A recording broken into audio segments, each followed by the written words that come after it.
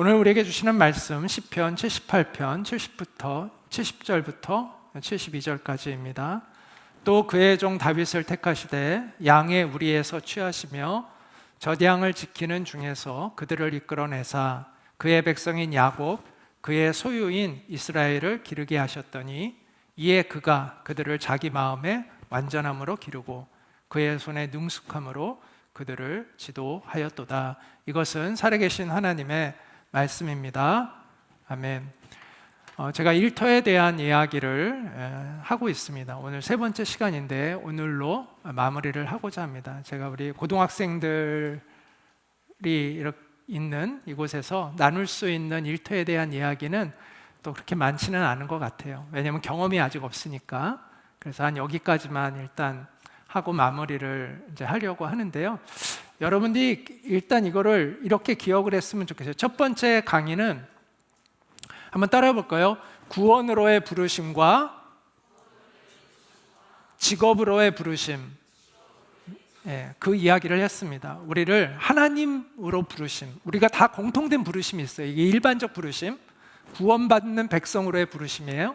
그런데 각자 개별적으로 하나님이 우리에게 주신 직업적 소명이 있어요. 그걸 개별적 부르심, 직업적 부르심 이렇게 이야기할 수 있습니다. 그래서 하나님의 부르심에는 구원으로의 부르심도 있지만 또 우리의 직업적 사명으로의 부르심이 있다 이야기를 했습니다. 자, 두 번째 한번 따라해 볼까요? 일상의 예배와 성소의 예배. 자, 우리가 지금 이렇게 드리는 이 주일날 드리는 예배를 성소의 예배라고 할 수가 있습니다. 또 여러분이 개인적으로 날마다 성경을 묵상하고 기도하는 것도 하나의 성소의 예배라고 할 수가 있습니다.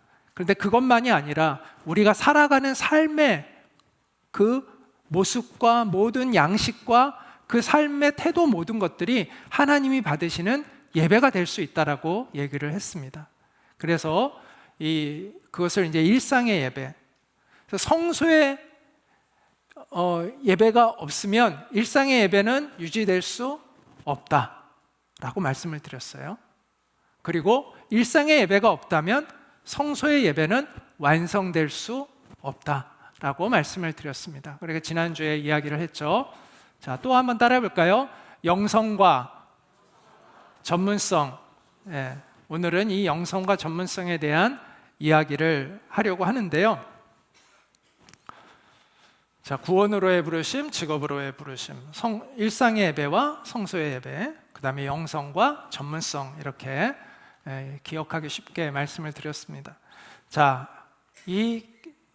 이전에 그 이야기를 본격적으로 하기 전에 영성과 전문성을 본격적으로 하기 전에 일의 구속에 대한 이야기를 좀 하려고 해요. 구속이라는 것은 우리가 흔히 얘기하는 그 구속이 아니라 누구를 구속한다 할 때 구속이 아니라 성경에서 얘기하는 구속은 주로 리뎀션, 그러니까 노예가 있으면 그 노예 값이 있잖아요. 그 노예 값을 내가 지불해주고 그를 노예의 신분에서 벗어나게 해주는 자유인으로 만들어주는 것을 쉽게 얘기해서 구속이라고 해요. 그래서 예수님이 우리의 죄값을 지불하고 죽음과 사단의 권세에 매여 있는 우리의 영혼을 구원시켜내신 것, 자유케 하신 것을 우리가 구속이라고 얘기합니다. 그래서 이 한자가 다릅니다. 누구를 구속한다 할 때, 억압한다 할 때 그 구속과 여기서 말하는 구속은 한자가 달라요. 다른 의미라는 걸 먼저, 물론 여러분 다 알겠지만 혹시나 해서 다시 한번 언급을 합니다. 그래서 예수 그리스도의 복음은 우리의 영혼만 구속하는 것이 아니라, 우리의 영혼만 자유케 하는 것이 아니라, 우리의 영혼만 죄에서 자유케 하는 것이 아니라 우리의 일, 우리의 직업, 우리의 노동까지도 구속한다, 구원한다, 자유케 한다라고 이야기할 수가 있습니다. 사람들이 일의 의미를 진정으로 발견하지 못하는 이유는 죄 때문입니다. 우리의 영혼만 죄에 오염된 것이 아니라 우리의 노동, 우리의 일, 우리의 직업의 의미도 오늘날 많이 죄로 인하여 오염되어 있습니다. 에덴 동산에서 아담과 하와가 선악과를 따먹은 이후에 하나님께서 범죄한 아담에게 찾아오셔서 이렇게 말씀하십니다. 아담에게 이르시되 네가 너의 아내의 말을 듣고 내가 너에게 먹지 말라 한 나무의 열매를 먹었은즉 땅은 너로 말미암아 저주를 받고. 자, 보세요. 저주를 받은 게 뭐예요? 땅. 일이 저주를 받았어요? 땅이 저주를 받았어요? 땅. 일이 저주를 받은 게 아니에요. 땅이 저주를 받았어요. 너는 내 평생에 수고하여야 그 소산을 먹으리라. 그런데 우리는 마치 일이 저주를 받은 것처럼 착각을 해요. 땅이 너에게 가시덤불과 엉겅퀴를 낼 것이라. 네가 먹을 것은 밭의 채소인즉, 밭을 갈아야 먹을 것이 이제 나와요. 내가 흙으로 돌아갈 때까지 얼굴에 땀을 흘려야 먹을 것을 먹으리니 네가 그것에서 취함을 입었음이라. 너는 흙이니 흙으로 돌아갈 것이니라. 이렇게 먹고 살기 위해서 노동을 할 수밖에 없는 환경이 된 거예요. 자, 그래서 사람들은 이 노동에 대한 의미가 왜곡되어 전달됐어요. 자, 인간에게 있어서 원래 노동은 인간이 죄를 범하기 전에 하나님이 주신 명령이에요? 아니면 인간이 죄를 짓고 나서 주신 명령이에요? 죄를 짓기 전에 주신 명령이죠. 그래서 노동은 신성한 명령이에요. 하나님의 창조 명령 안에 담겨져 있는 거예요. 하나님이 우리에게 기쁨으로 주신 명령이에요. 그리고 우리는 그것을 기쁨으로 수행하게 되어 있었어요. 그런데 땅이 저주를 받음으로 인해서 노동의 의미가 우리에게 왜곡되어 전달되어지기 시작했다라는 것입니다. 제가 지난번에도 한번 이야기를 했는데, 공부를 열심히 했는데 계속 F가 나와. 그러면 공부하는 게 지겹게 느껴지죠. 근데 공부가 원래 저주예요? 아니요, 공부하는 건 즐거움이 돼야 되는 거예요, 원래는. 그런데 내가 계속 공부를 열심히 했는데 성적이 너무 안 나와. 그럼 공부가 지긋지긋하게 느껴지죠. 이런 현상이 우리의 노동 가운데 일어났다. 왜곡된 의미의 해석이 되어졌다라는 것입니다. 타락 이전의 일은 하고 싶으면 하고, 하기 싫으면 안 해도 되는 거예요. 그런데 이 환경이 변화됨으로 인해서 우리는 노동하지 않으면 먹고 살 수 없는, 그래서 좋으나 싫으나 노동할 수밖에 없는 그런 상황이 된 것이죠. 그래서 그 노동의 의미가 우리에게 왜곡되어 전달되게 된 것입니다. 그래서 일은 본래의 신성함을 잃어버리고 생존의 도구로 변질되어 버렸습니다. 오늘날 직장인들이 일과 그 일의 그 스트레스로 몸과 마음이 막 상하는데 어쩔 수 없이 울며 겨자 먹기로 직장에 나가는 사람들이 대부분입니다. 월요일 날 직장 가고 싶어 하지 않잖아요. 사람들은 더 이상 일의 의미를 묻지 않으려고 합니다. 그것은 무슨 얘기냐면 일의 노예가 되었다는 것입니다. 노예는 일할 때 이유를 따지지 않습니다. 여러분, 노예가 주인이 시키면 하는 거지 왜요? 이렇게 잘 물어요? 안 물어요? 안 물어요. 시키면 하는 거예요. 왜요? 무슨 의미가 있어요? 제가 이 일을 왜 해야 되는데요? 그걸 주인에게 묻는 하인은 겁없는 하인이죠. 그런 하인이 있을까요? 없을 거예요. 시키면 하는 거예요. 오늘날 사람들이 왜라는 질문 없이 살아가요. 나는 왜 이 일을 해야 돼? 묻지 않아요. 왜? 그럼 먹고 살기 위해서 하는 건데 뭐. 시키면 하는 거지 뭐. 살려면 어쩔 수 없지.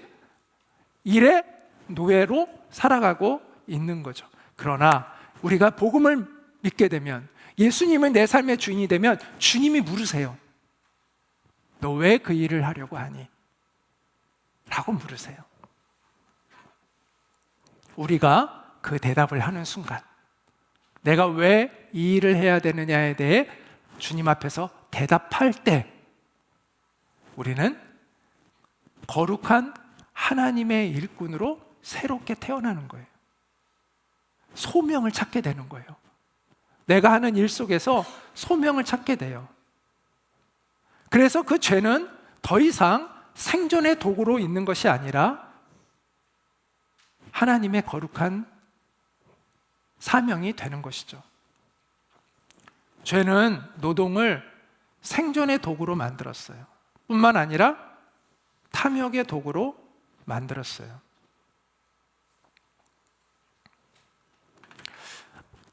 제가 지난번에 그 일하다라는 단어가 아바드라는 단어에서 나왔다고 말씀을 드렸습니다.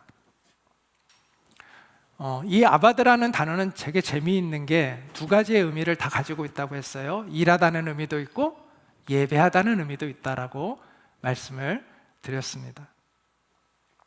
그래서 사실은 일은 하나님께 올려드리는 예배가 되어야 한다는 것을 암시하고 있습니다.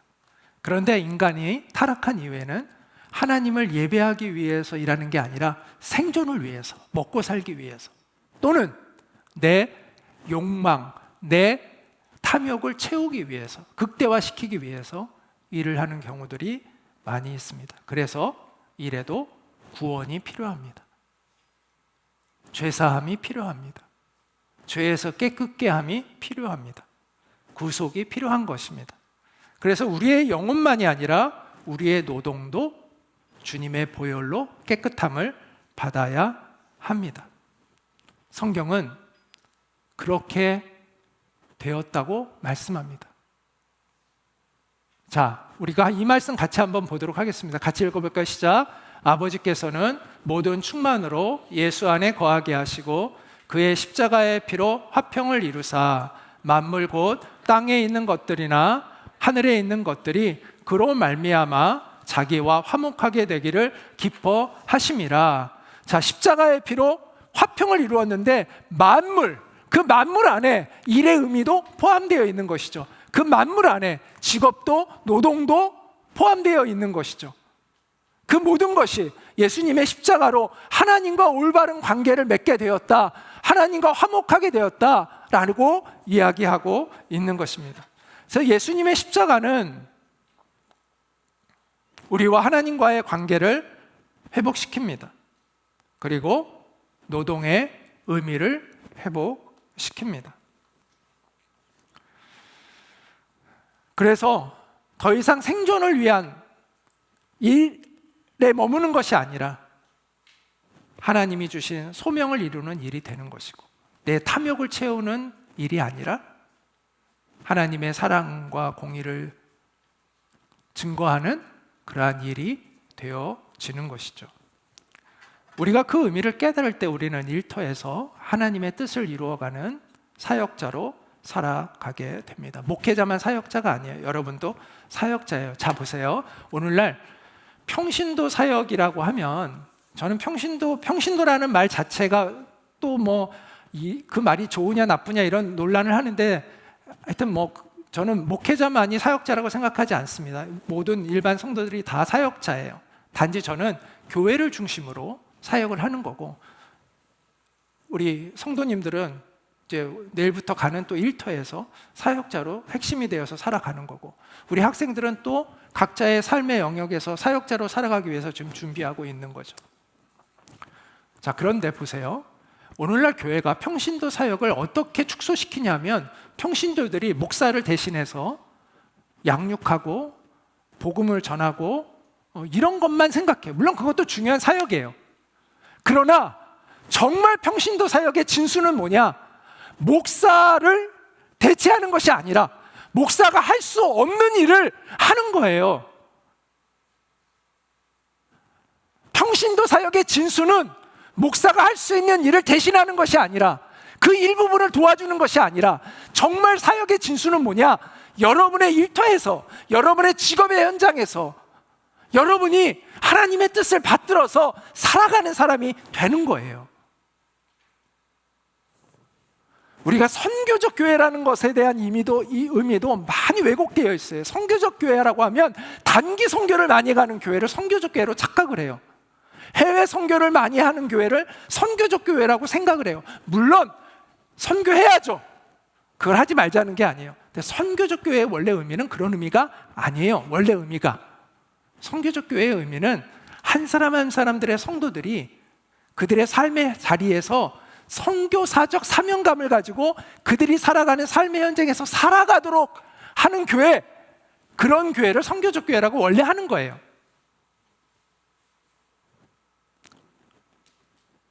자, 목회자를 돕는 것 좋습니다. 도와주세요. 도와주지 말라는 게 아닙니다. 같이 협력해서 하죠. 근데 정말 목회자가 할 수 없는, 여러분만이 할 수 있는 사역이 있다는 거예요. 그 비즈니스 현장은 목사가 가 있지 않은 곳이잖아요. 여러분이 가 있는 곳이잖아요. 학교, 목사가 중심이 돼서 가르치는 곳이 아니잖아요. 선생님들이 중심이 되어 가 있는 곳이고, 그 선생님들에게 하나님이 주신 고유한 사명이 있는 것이죠. 그게 주된 사명이죠. 자, 그러면 우리는 어떻게 우리의 그 삶의 부르심 현장에서 하나님의 사역자로 온전히 살아갈 수 있을까? 그러기 위해서 필요한 게 바로 영성과 전문성이라는 두 날개가 필요하다라는 겁니다. 자, 우리가 일터에서 삶의 현장에서 정말 하나님 나라를 위해서 힘있게 일하는 사람을 잘 보지 못하는 이유가 있습니다. 왜냐하면 이게 까다로운 자질이 필요해요. 두 가지가 다 필요하기 때문이에요. 영성과 전문성이라는 두 가지가 다 필요하기 때문입니다. 영성만 있어도 안 되고요. 일터에서는 전문성만 있어도 안 돼요. 영성과 전문성이 함께 있어야 되는 거예요. 그래서 여러분이 이 두 날개를 항상 같이 잘 준비하는 사람이 되어야 돼요. 자, 그래서 첫 번째는 따라 읽어볼까요? 전문성을 준비하라. 자, 전문성이란 뭐냐? 그 직업에서의 탁월한 그 역량을 의미해요. 우리는 이 성령 충만하면 뭐 기도를 장엄하게 잘하거나 뭐 하나님 말씀을 아주 뭐 힘있게 잘 전하거나 또 뭐 아니면은 뭐 어떤 영적인 은사를 뭐 발휘하거나 뭐 기적을 일으키거나 뭐 병자를 치유하거나 이런 것만 우리는 성령 충만의 영역이라고 착각을 해요. 그런데 그렇지 않아요. 일터에서 우리가 하나님의 뜻을 받들어서 힘있게 그 자리에서 하나님의 사역자로 살아가는 것이 성령 충만입니다. 거기 안에 다 들어가는 거예요. 자, 요셉과 다니엘은 공무원이었습니다. 그런데 그들은 성령으로 충만해서 그들의 일터에서 탁월함을 보였습니다. 자, 성령의 충만함과 일터에서의 탁월함을 연결시켜야 된다는 거예요. 이 성령 충만은 어떤 종교적 영역에 갇혀 있는 게 아니라는 거예요. 우리의 일터에서도 성령으로 충만해서 그 일을 탁월하게 하는 능력을 우리는 구해야 한다라는 것입니다. 성경에서 직접적으로 성령의 충만함을 받았다라고 표현된 사람은 부살렐이라는 사람입니다. 물론 요셉도 하나님의 영에 감동했다라는 표현이 나와요. 요셉은 부살렐 전의 사람이잖아요. 부살렐은 누구냐면 모세 시대 사람이에요. 모세 시대. 자, 요셉은 그 훨씬 전의 사람이잖아요. 요셉에 대해서는 하나님의 영에 감동됐다라고 표현됐지 하나님의 영에 충만했다라는 표현은 그때는 안 썼어요. 하나님의 영에 충만했다고 성경에 직접 언급된 최초의 인물은 부살렐이에요. 그럼 이 부살렐은 어떤 사람이냐? 성직자가 아니에요. 제사장이 아니었어요. 성막에 있는 기구를 만드는 거예요. 기구를. 그러니까 물건을 기가 막히게 만들어내는 손기술을 가진 장인이었어요. 근데 하나님이 그를 성령으로 충만하게 해서 놀라운 손기술을 주어서 아주 정교하게 성막에 들어가는 기구들을 정교하게 제작하게 하셨다라는 것입니다.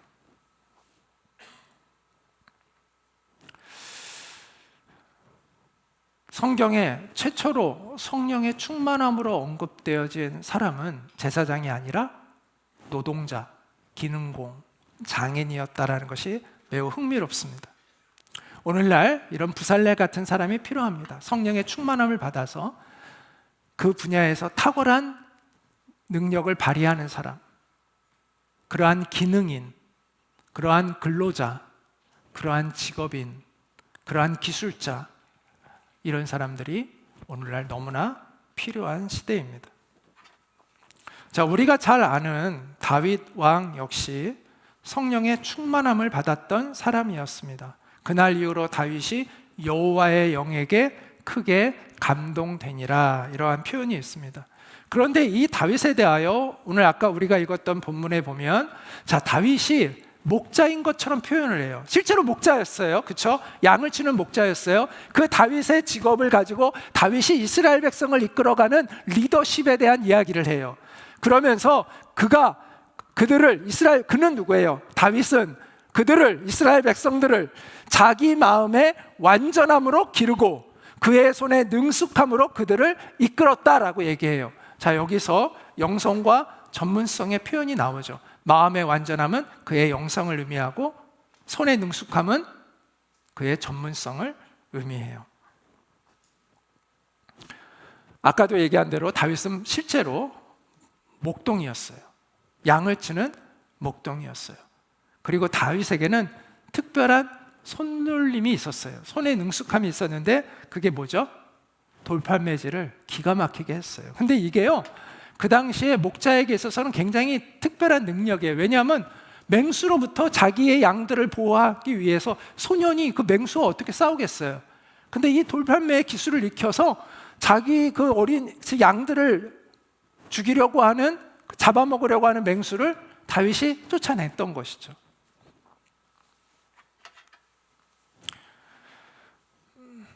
다윗이요, 이 기술을 가지고 누구와 싸우죠? 골리앗과 싸우러 갑니다.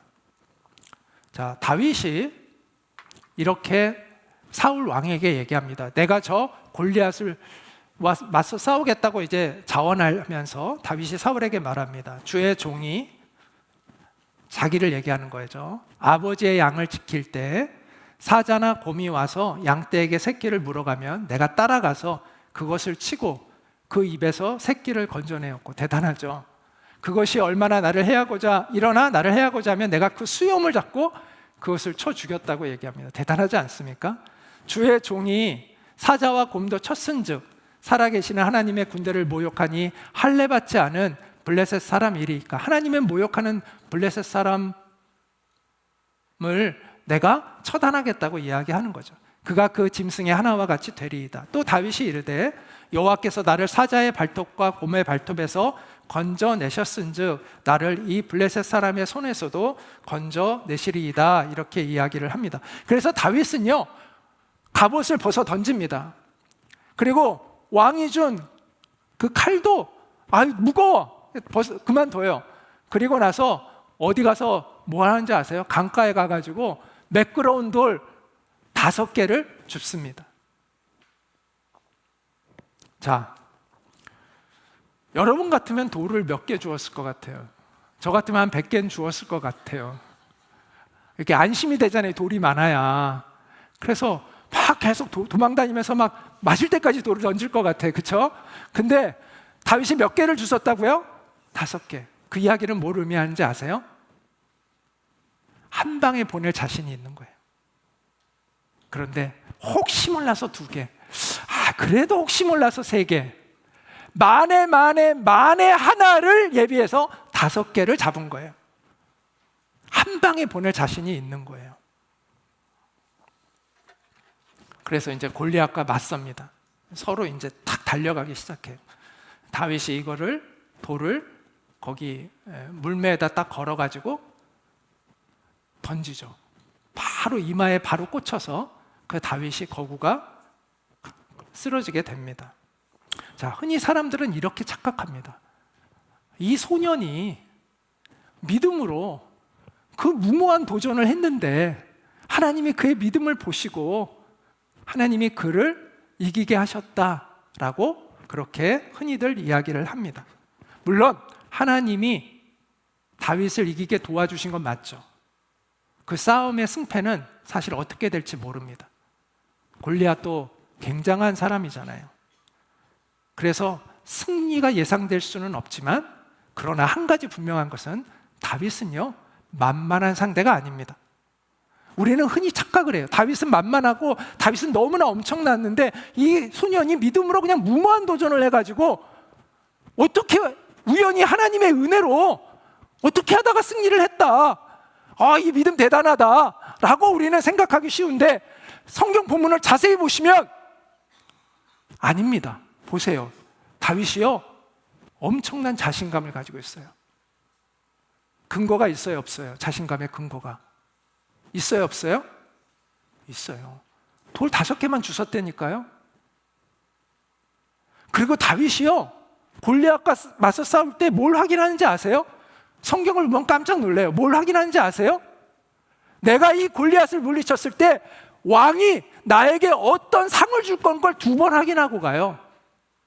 세금을 면제해주고 공주의 남편을 삼겠다는 것을 2번이나 확인하고 가서 싸웠어요. 그건 뭐예요? 다윗이 자신감이 있는 거예요. 사람들은요, 다윗이 어떤 실력을 갖고 있는지 몰라서 무시했던 것이지, 다윗은요, 실력이 잠재되어 있었어요. 여러분 유튜브에서 한번 보세요. 그 물매질하는 거 무시무시합니다. 정말 그거 맞으면 한 방에 가겠더라고요. 다윗이요, 사람들이 몰라서 그랬지, 다윗은요, 골리앗을 이길 가능성을 갖추고 있었던 사람이에요.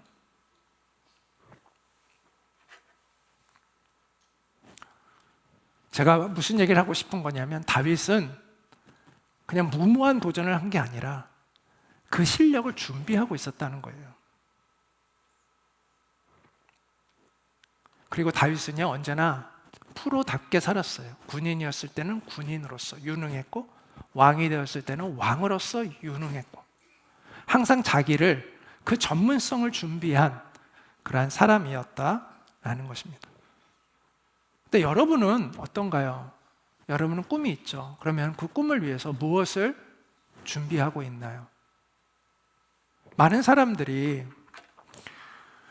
준비는 별로 안 하고 게으르면서 자기는 하나님께 쓰임받기를 원합니다. 하나님이 근데 여러분에게 시간을 주셨잖아요. 좋은 환경을 주셨잖아요. 그런데 그 시간과 환경 속에 우리는 무엇을 준비하고 있느냐라는 것입니다. 준비하지 않고 그냥 하나님이 나를 쓰시겠지라는 게 믿음일까요? 아니면 믿음이 있다면 자기를 갈고 닦으며 준비하는 것이 믿음일까요? 물론 우리가 준비를 안 해도 우리의 인생에 하나님의 은혜를 경험하고 하나님의 기적을 경험하는 순간이 종종 있습니다. 그러나 그건 일생에 몇 번밖에 안 됩니다. 그런 기회는. 그런데 내가 하나님이 나에게 준비한 시간 속에서 나를 잘 준비한 사람은요,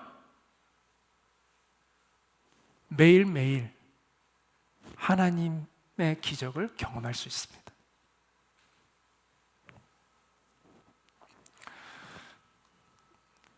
제가 하는 말을 여러분이 잘 이해를 해야 돼요. 자, 우리가 전문성을 준비했다고 해서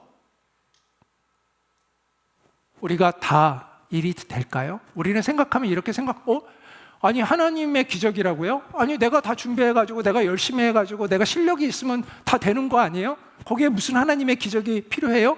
그건 내 힘으로 하는 거 아니에요? 라고 생각한다면 그것은 여러분이 현실을 너무 모르기 때문에 그런 거예요. 나만 실력이 있나요? 나보다 더 뛰어난 실력을 가진 사람 많아요. 나만큼 실력을 가진 사람 많아요. 그들은 수단 방법을 가리지 않아요. 뇌물을 줘요. 온갖 비리를 엮어서 이 사람을 내 편으로 만들어요. 그런데 내가 정직하게 내 양심을 지키며 어떤 그 일의 영역에서 내가 살아남고 열매를 거둔다? 쉬울까요? 어려울까요? 어렵습니다. 기적이 필요합니다. 하나님의 은혜가 필요합니다. 그래서 일터에서 정말 그렇게 치열하게 살아가는 사람들은 다 이렇게 고백합니다. 내가 실력이 있어서 이 일이 됐습니다 라고 말하지 않습니다. 저는 그런 사람을 한 번도 본 적이 없어요. 하나님의 은혜입니다 라고 말합니다.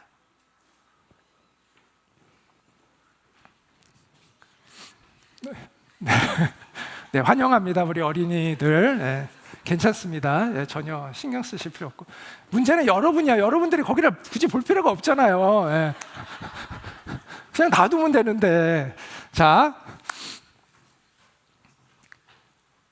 그래서 그러나 우리가 준비해야 된다는 거예요. 준비해야 되는 거예요. 하나님의 기적을 믿고 우리는 준비해야 된다는 거예요. 그게 하나님에 대한 최소한의 우리의 태도라는 거예요. 그리고 우리와 함께 일하는 사람들에 대한 태도라는 거예요. 우리가 무엇을 갖추었기 때문에 이루어진다라는 건 너무나 현실을 모르고 하는 얘기고, 그러나 우리는 갖추어야 한다는 거예요. 하나님의 때를 기다리며, 그리고 그 갖춤 속에서 하나님의 은혜를 경험할 때 우리가 그 일터에서 생존하고 믿음을 지키면서 생존하고 열매를 맺을 수 있는 거예요. 그런데 막상 우리 기독교 직업인들 중에서 이러한 직업적인 근성을 가지고 자신을 잘 준비하는 사람들이 많지 않다는 거예요. 그리고 기독교 회사에 오면 일을 정말 열심히 하고 그 일에서 어떤 전문성을 갖기보다는, 아니 우리 회사는 기독교 회사인데 왜 나를 이렇게 나를 이렇게 봐주지 않아? 왜 내가 신앙생활 열심히 하겠다는데 또 세상 일반 회사들처럼 이렇게 자꾸 쪼아대? 그렇게 착각하는 사람들이 있어요. 그래서 직업적 성취도가 낮거나 자기 관리가 제대로 안 되는 사람들이 많이 있습니다. 그러면 안 됩니다.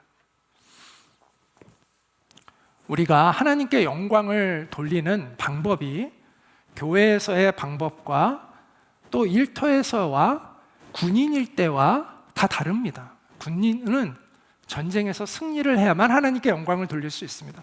자기가 전쟁에서 승리를 못했는데 백성들이 다 지금 그 나라에 폐허가 돼가지고 고통을 받게 됐는데, 어쨌든 하나님 감사합니다, 하나님께 영광을 돌립니다, 이런 말 하면 되겠어요? 안 되겠어요? 그건 전쟁에서 승리했을 때 할 수 있는 얘기예요. 개인적으로는 그 하나님의 그 상황을 어떻게 해석하든 간에 내가 다른 사람들 앞에서 전쟁에서 지고 나서 군인이 하나님께 영광을 돌립니다 할 수 있어요? 없어요?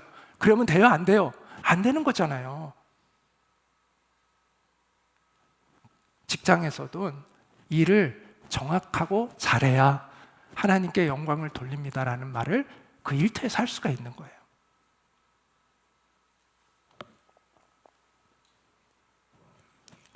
물론 하나님의 사랑과 공의라는 이 원칙은 변하는 게 아니죠. 일터나 어디에서나 다 변하는 건 아니에요. 그러나 하나님께 영광을 돌리는 구체적인 방법은 그 고유한 영역이 있는 거예요. 자, 저는 이런 사람들을 많이 봅니다. 단기 선교를 가려고 해요. 그런데 회사에서 단기 선교를 못 가게 한다는 거예요. 그래서 자기가 회사를 그만뒀습니다라는 사람들이 많아요. 저는 그 말을 들을 때 그 사람이 무조건 이 사람이 정말 대단한 믿음을 가졌구나라고 생각하진 않아요. 그럴 수도 있죠. 그건 제가 판단하기 어려워요. 그러나 아닐 수도 있어요. 무슨 얘기냐? 그 사람이 정말 평소에 너무 열심히 일해. 그리고 그 직장에서 인정을 받아. 근데 이 사람이 단기 선교를 가겠다고 몇 개월 전에 얘기를 해, 사장님한테. 사장님이 너 그때 가면 곤란한데? 그랬더니 이 친구가, 사장님 그러면 저는 죄송하지만 이 회사를 떠날 수밖에 없습니다 라고 한다면 그 사장님이 어떻게 할 거야? 알았어. 그래, 한번 이번에 갔다 와. 이럴 가능성이 높아요. 그런데 평소에 별로 마음에 안 들었어, 이 친구가. 별로 열심히 일도 안 해. 일도 막 평소에 마음에 별로 안 들어. 근데 갑자기 저 여름에 좀 단기 선교를 가야 되는데 제가 그동안 직장을 못 나오겠습니다. 그래, 그만둬. 그렇게 되죠. 이럴 수 있다는 거예요. 무조건 그렇다는 게 아니라. 그래서 우리는 직업 정신을 가져야 된다는 거예요. 그 일에서 근성 있게, 탁월하게 그 일을 이루어 잘 정확하게 임무를 감당해내는 그런 사람이 되어야 합니다. 그래야 거기에서 영향력을 발휘하고 하나님께 영광을 돌릴 수가 있는 거예요. 자, 축구 선수가 나는 경기에 이기든 지든 상관 안 해. 이런 사람은 축구 선수가 되면 돼요, 안 돼요? 안 되지. 그런 사람은 그냥 조기 축구회나 가야지. 축구 선수가 됐으면 그 전쟁에서, 아니 전쟁이래, 그 경기에서 이기려는 그런 의지가 강해야 돼요. 예. 그리고 나와 경쟁하는 또 선수들이 있잖아. 거기서 내가 이 사람보다 더 잘하려는 그 의지가 있어야 돼. 자, 직장에서도요, 내가 정말 정당하게, 문제는 뭔지 아세요? 정당하게 경쟁하지 않고 야비하게 이기려고 할 때 그 사람을 싫어하지, 정말 나랑 정당하게 경쟁을 했는데 이 사람이 워낙 탁월해, 그럼 대부분의 사람은 존경합니다. 정말 이상한 사람 빼고는, 아주 인간성이 워낙 나쁜 사람 빼고는 시기하기보다는 이 사람이 나보다 정말 탁월해, 내가 인정이 돼, 그럼 그 사람을 존중합니다. 그리고 그 사람이 하는 말을 귀 기울여 들으려고 합니다. 그에게서 배우려고 합니다. 우리가 야비하게 이기지 않고 정당하게 경쟁하고, 우리가 특히 회사들은 또 경쟁하는 관계잖아요, 서로 간에. 그럼 내가 다른 기업과 경쟁해서 이기려는 정신을 가지고, 또 내가 주위에 있는 사람들과에서 내가 더 좋은 평가를 받으려고 하는 그러한 노력을 한다면 그 나쁜 게 아니라는 거예요. 그 근성이 필요하다는 거예요. 그리고 내가 그렇게 정당하게 일을 잘해서 내가 거기에서 올라갈 때 사람들은 내 말을 듣는다는 거예요. 귀를 기울여 듣기를 원하고 배우기를 원한다는 거죠. 우리가 그런 사람이 되어야 된다는 거예요.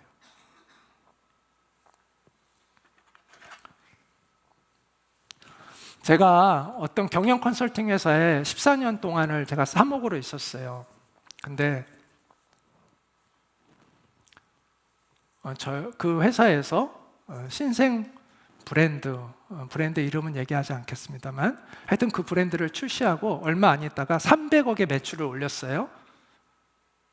경영 컨설팅 회사였어요, 제가 있었던 회사는. 그래서 브랜드 이름도 만들고 기업 전략도 세우고 해서 그 회사가 하여튼 제품을 출시해가지고 대박이 났어요. 그래서 300억을 올렸어요. 300억 이상의 매출을 올렸어요. 그래서 그 기업 패션 사장이 기분이 좋아가지고 우리 회사 그 사장한테 전화를 한 거예요. 그랬더니 저희 회사 사장이, 아유 사장님 300억 가지고 뭘 그렇게 기뻐하십니까? 1000억은 하셔야죠, 이랬대요. 3년이 지나서 1000억을 했어요. 그리고 나서 그 사장님이 우리 그 경영 컨설팅 회사 사장에게 메일을 보냈어요. 그 메일에 뭐라고 썼는지 아세요? 이 사람은 독실한 불교 신자예요. 그리고 이제 우리 회사 대표는 또 독실한 기독교인이고. 근데 이 사장님이 그 경영 컨설팅 회사 사장에게 뭐라고 보냈는지 아세요? 당신의 하나님께 영광을 올립니다, 이렇게 보냈어요. 비즈니스 현장에서 우리가 어떤 성과를 내야 하나님께 영광을 돌릴 수가 있다는 거예요. 아까 군인에 대한 비유를 했잖아요. 군인은 전쟁에서 승리할 때 하나님께 영광을 돌릴 수 있고, 또 우리가 직장에서는 그 성과와 열매를 맺었을 때 하나님께 영광을 돌릴 수 있는 거죠. 교회 안에서는 우리가 서로를 다 같은 신앙인이기 때문에 어떤 상황이든 하나님께 영광을 돌릴 수 있지만, 일반 사회에서는 하나님께 영광을 돌리는 방법이 있다는 거예요. 교회 안에서가 그대로 통용되지는 않아요. 거기서는 하나님께 영광을 돌리는 방법이 있어요. 세상 사람들은 야비한 수단으로 그것을 이루기 때문에 하나님께 영광을 돌릴 수가 없는 거죠. 근데 우리가 올바른 방법으로 정말 정성을 다해서 수고함으로 그 열매를 맺고 사람들이 그것을 인정해 줄 때, 하나님이 하셨습니다, 우리의 지혜는 하나님이 주신 겁니다, 하나님이 일을 하게 하나님이 도우신 겁니다 라고 우리 말할 수 있고, 그것을 사람들은 받아들일 수가 있는 거죠. 우리가 이 원리를 잘 이해해야 돼요. 자, 두 번째 따라해 볼까요? 영성을 준비하라. 자, 영성은 많은 그 다른 어떤 종교나 이런 데서는 영성에 대해서 굉장히 어떤 신비한 초월적인 어떤 능력, 뭐 꿰뚫어 보고 뭐 미래를 맞추고 뭐 이런 것으로 착각할 수가 있는데, 기독교의 영성은 그런 차원이 아니에요. 기독교의 영성은요, 하나님과 올바른 관계를 맺고 살아가는 거예요. 그래서 기독교의 영성은 곧 제자도라고 얘기할 수 있어요. 예수님의 제자다워지는 것. 영성과 제자도는 같은 묶음으로 보시면 됩니다. 그래서 우리가 영성이 좋다라는 건, 기독교에서 영성이 좋다라는 건 이 사람이 인격적으로 예수님을 닮아 있고 또 예수님의 뜻을 따라 살아가는 사람이다라는 것을 의미합니다. 자, 이 진리다, 우리가 영성을 지니기 위해서는, 진정한 영성을 지니기 위해서는 두 가지가 필요한데, 한번 따라해 볼까요? 진리에 대한 바른 이해, 진리를 실천하는 용기. 자, 우리는 먼저 진리에 대한 바른 이해가 필요합니다. 너희는 이 세대를 본받지 말고 마음을 새롭게 함으로 변화를 받아 하나님의 선하시고 온전하시고 기뻐하신 뜻이 무엇인지 분별하도록 하라. 뭐 알아야 살 거 아닙니까? 알아야. 뭐가 옳은지를 알아야 될 거 아니에요. 내가 어떻게 살아야 되는지를 알아야 살 거 아닙니까? 모르면 살아요? 못 살아요. 그래서 어떻게 보면 드림의 학교 학생들은 여기서 가장 많이 배우는 건 어떻게 살아야 하는지를 많이 배우고 있는 거예요. 그 가치관을 형성하고 있는 거예요. 뭐 알아야 시작을 할 거 아니에요. 그렇죠?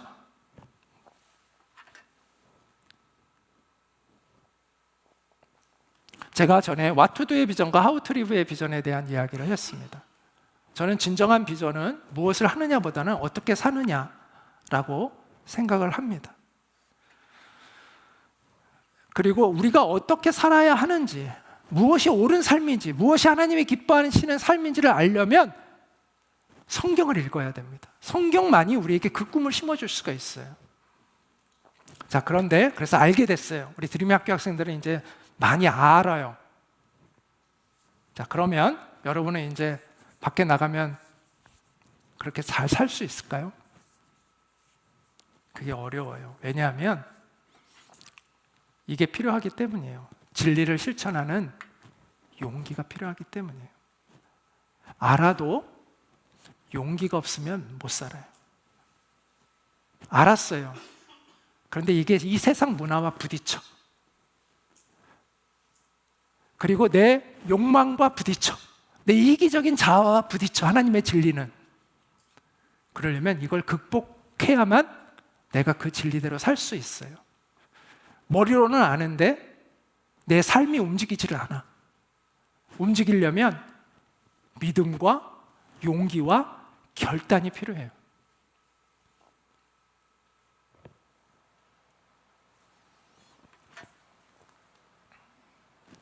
그래서 우리가 아무리 뛰어난 실력, 전문성을 갖춘다 하더라도 이 용기가 없다면 아무 의미가 없어요. 자, 다윗만, 그 당시에 다윗이 이스라엘 안에서 가장 최고의 물매질이었을까요? 다윗보다 잘하는 사람이 아예 없었을까요? 아니면 한두 사람 있었을까요? 있었을 가능성이 많겠죠. 근데 왜 그들은 안 나섰을까요? 용기가 없는 거죠. 죽음을 감수하고 골리앗과 맞설 용기가 없는 거죠. 전문성 갖췄어요. 실력 있었어요. 그런데 용기가 없어. 무엇이 옳은지도 몰라. 용기도 없어. 아무 소용이 없어요. 오늘날 많은 지식인들이 그러고 살잖아요.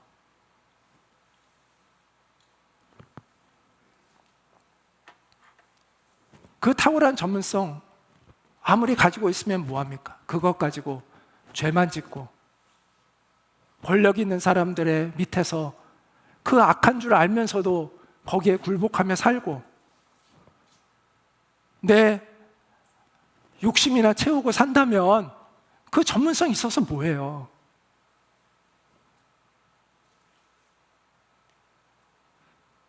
그래서 영성이 더 중요합니다. 결과적으로는 영성이 있고 전문성이 있어야 돼요.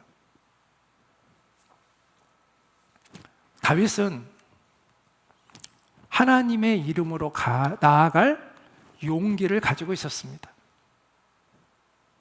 그래서 그는 하나님께 쓰임받는 사람이 될 수 있었던 것이죠. 사도 바울은 사랑하는 디모데에게 이렇게 얘기합니다. 그 제자죠. 그리고 에베소 교회를 맡아서 목회를 하고 있었어요. 그 디모데에게 너는 하나님의 능력을 따라 복음과 함께 고난을 받아라. 이렇게 이야기를 합니다. 우리가 아무리 진리를 알아도 복음과 함께 고난을 받기로 결단하지 않으면 우리는 진리를 살아갈 수가 없습니다. 그래서 예수님은 누구든지 나를 따라오려거든 자기 십자가를 지고 나를 따를 것이니라 이렇게 말씀을 했습니다.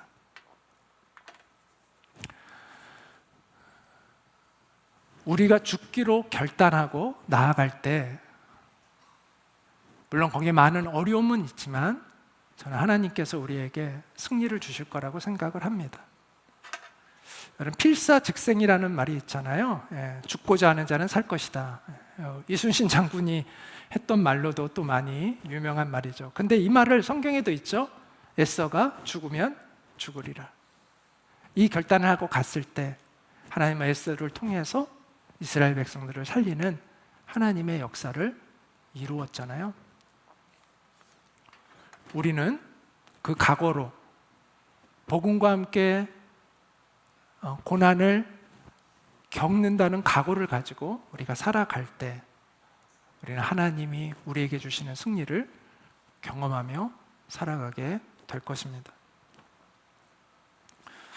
여러분, 폴 게티라는 유명한 경영자가 있었습니다. 이 사람은 대공황 시대에 굉장히 성공한 그러한 사업가입니다. 대공황 시대에 오히려 적극적인 투자를 해서 엄청난 부를 이루었던 사람인데 이 사람은 엄청난 구두쇠였어요. 자기 손자가 납치되었을 때도 그 납치된 금액을 깎으려고 했던 사람이에요. 그 영화가 있어요, 영화. 이 사람이 주인공은 아닌데 하여튼 손자가 납치됐거든요. 그걸 배경으로 한 영화도 있어요. 이 사람은 그럴 정도로 굉장히 구두쇠였어요. 그리고 방탕했어요. 굉장히 여성 폭력도 많고 굉장히 가족들을 되게 힘들게 했던 그런 아주 좋지 않은 기업가예요. 근데 제가 이 사람을 좋은 모델로 설명하는 게 아닙니다. 이 사람은 배울 만한 사람은 아니에요. 그런데 이 사람이 했던 말이 있어요. 이 사람이 워낙 탁월한 기업가라서 기자가 이 사람에게 가서 물었어요. 당신의 성공 비결이 뭡니까? 라고 물었을 때 이 사람이 한 대답이 있어요. 그게 뭔지 아세요?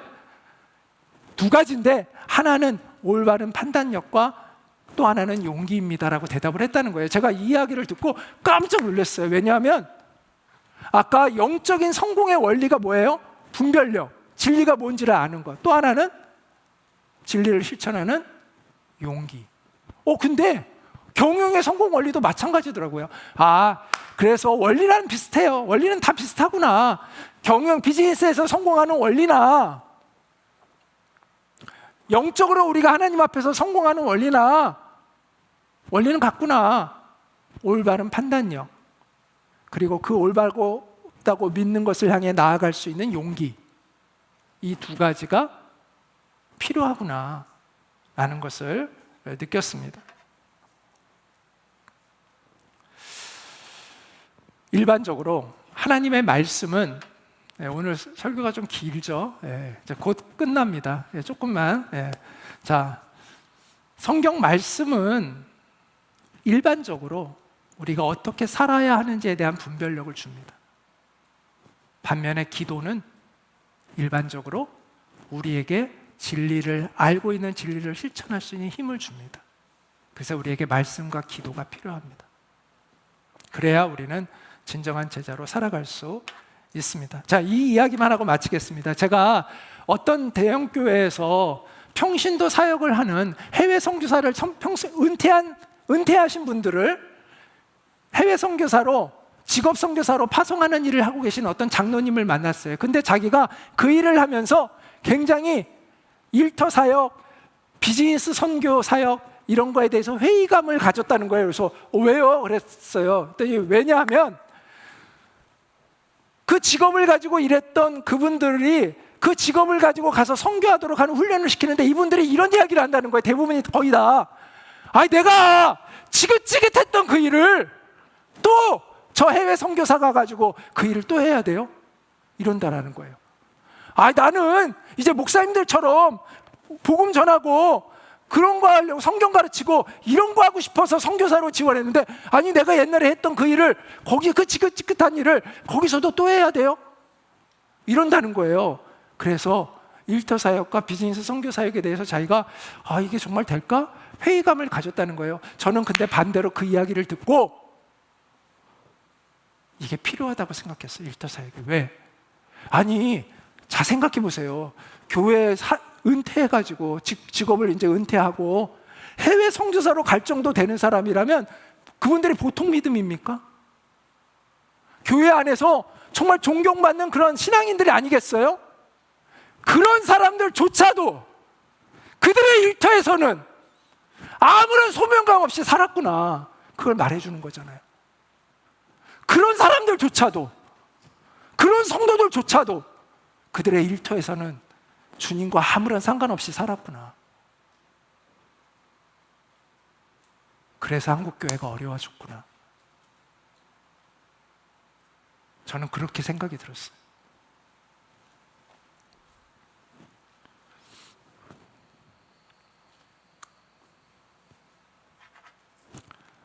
예수님의 십자가의 복음은 우리의 일과 우리의 노동과 우리의 직업의 의미를 새롭게 합니다. 내가 왜 일해야 되는지, 내가 왜 그곳에서 있는 것인지 여기에 대한 답을 우리는 찾아야 합니다. 그리고 성실히 준비해야 합니다. 영성과 전문성을 잘 준비해야 합니다. 이제 드림의 학교를 졸업한 우리 5기생들 이제 대학을 가고 아니면 직장으로 가겠죠. 여러분이 거기서 영성과 전문성을 두 가지를 다 잘 준비해야 합니다. 그래야 하나님께 온전히 쓰임받는 그러한 당당하게 여러분이 살아가는 삶의 현장에서 우리 드림의 학교가 추구하고 있는 바처럼 여러분이 진정한 예수님의 제자로 하나님 나라의 백성으로 그곳에서 생존하며 열매를 맺으며 살아갈 수 있습니다. 그런 여러분이 될 수 있기를 주님의 이름으로 축원합니다. 우리 같이 기도하도록 하겠습니다. 주님, 우리가 정말 하나님과의 올바른 관계를 맺고 또 하나님을 깊이 경험하며 우리에게 주어진 그곳에서 우리가 성실히 우리 자신을 주님 앞에 응답함으로 우리가 잘 준비될 수 있게 도와주시고 그래서 양 전문성과 영성이라는 이 양 날개짓을 힘차게 하면서 우리가 주님의 사람으로 그렇게 힘있게 나아가는 우리가 될 수 있도록 주님 도와달라고 우리 시간에 같이 기도하도록 하겠습니다.